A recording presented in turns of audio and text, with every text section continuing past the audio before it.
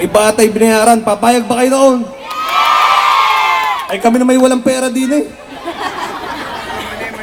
Makain ngayon, wala. Yung iba hindi pa na kahit nagtatampo na.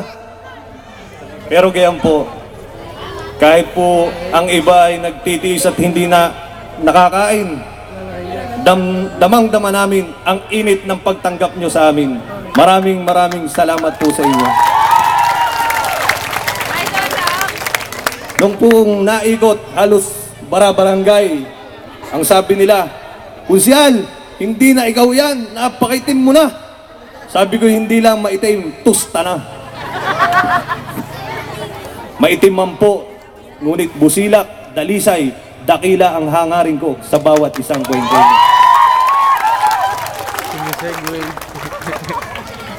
Muli po, huwag niyo pong kakalimutan, yan, kinakabahan na nga.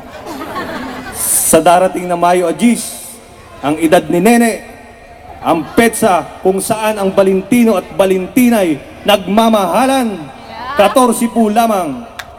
Maraming salamat po. Magandang gabi po sa inyo lahat. Orly Hosenya, Dax Matibag, Unema Union. Maraming